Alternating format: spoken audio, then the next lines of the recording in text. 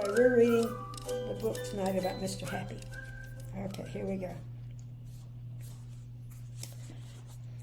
On the other side of the world, where the sun shines hotter than here, and where the trees are 100 feet tall, my goodness, there is a country called Happy Land. 100 feet tall, my goodness. Okay, there's Happy Land. My hand is in the way. We'll see how that works out. Oh boy, flowers. As you might very well expect, everybody who lives in Happy Land is as happy as the day is long. Wherever you go, you see smiling faces all around. It's such a happy place that even the flowers seem to smile in Happy Land. Okay, I'm going to go. I don't know which way to go with the book so I can show the pictures. I guess I'll do it in my right hand and then I can show the pictures using my right hand. Everything's turned around when I'm looking into the screen. Oh my goodness, here's one of these worms that I like. And as well as all the people being happy, all the animals in Happy Land are happy too. If you've never seen a mouse smile, or a cat, or a dog, or even a worm, go to Happy Land. See, Mr. Happy Worm. I'm having a hard time trying to get things turned right. This is a story about someone who lived there who happened to be called Mr. Happy. Mr. Happy was fat and round and happy. And I trust you don't have to be fat and round in order to be happy, but apparently Mr. Happy was. He lived in a small cottage beside a lake at the foot of a mountain and close to a wood in Happy Land. Oh, I'm still having trouble getting this right. Maybe I'll have trouble all the way through. We'll see. One day, while Mr. Happy was out walking through the tall trees in those woods near his home, he came across something which was really rather extraordinary.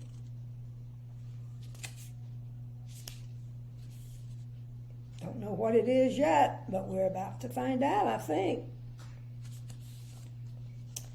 There, in the trunk of one of the very tall trees, was a door.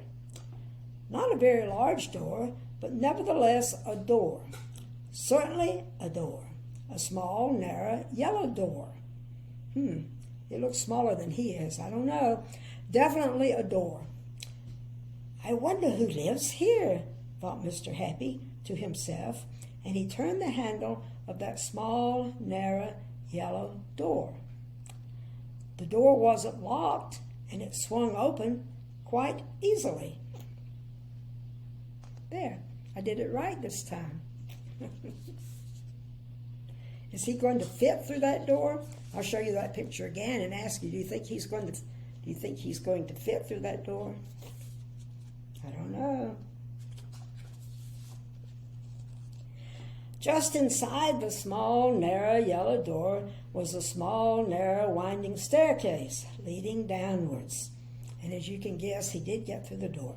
Mr. Happy squeezed his rather large body through the rather thin doorway and began to walk down the stairs. The stairs went round and round and down and down and round and down and down and round. Wow, that's a lot of stairs. Oh, I didn't show you. I'm sorry.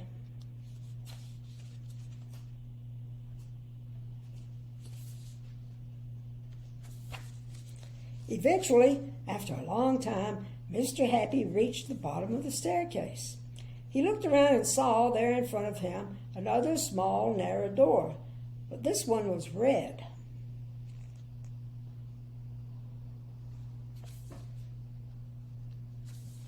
Uh-oh. Mr. Happy knocked at the door. "Who's there?" said a voice. A sad, squeaky sort of voice. "Who's there?" Mr. Happy pushed open the red door slowly, and there, sitting on a stool, was somebody who looked exactly like Mr. Happy, except that he didn't look happy at all. In fact, he looked downright miserable. He does, doesn't he?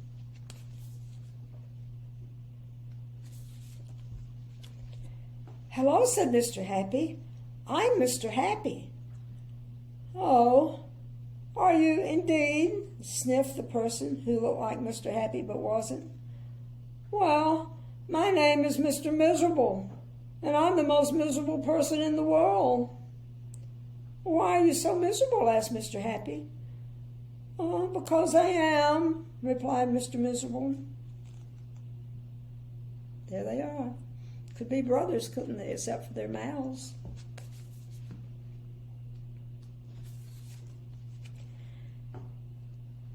"How would you like to be happy like me?" asked Mr. Happy.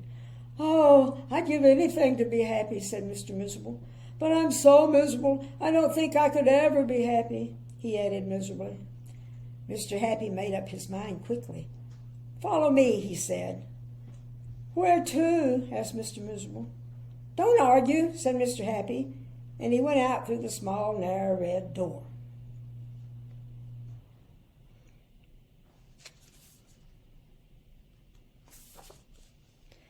Mr. Miserable hesitated, and then he followed.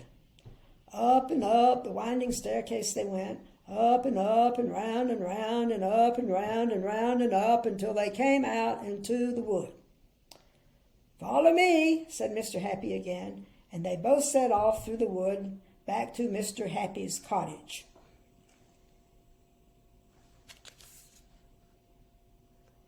They're pretty cute. Mr. Miserable stayed in Mr. Happy's cottage for quite some time, and during that time the most remarkable thing happened. Because he was living in Happy Land, Mr. Miserable, ever so slowly, stopped being miserable and started to be happy. His mouth stopped turning down at the corners. Wow.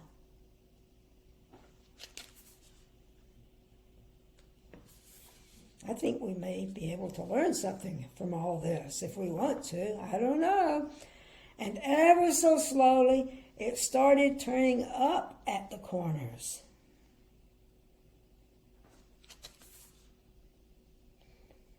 Oh, that's more pleasant to look at him like that, isn't it? Oh, my goodness. Wow, you'll like this picture, I bet.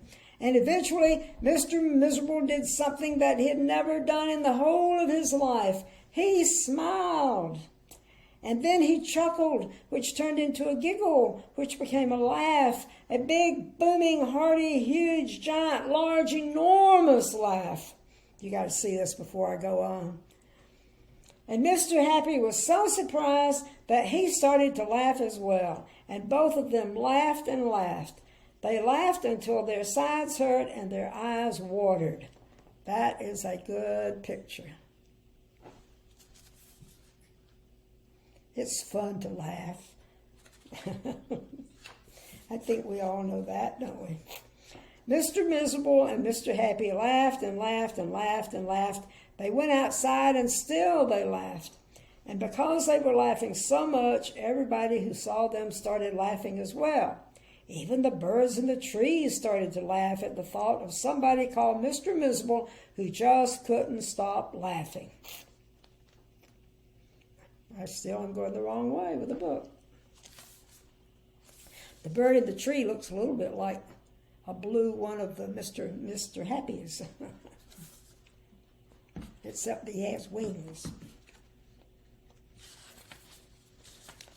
And that's really the end of the story, except to say that if you ever feel as miserable as Mr.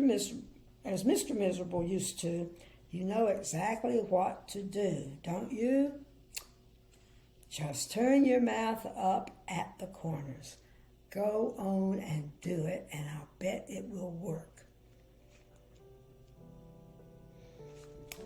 And that's the end of that book, and there's probably a lot of truth in the wisdom passed on by Mr. Happy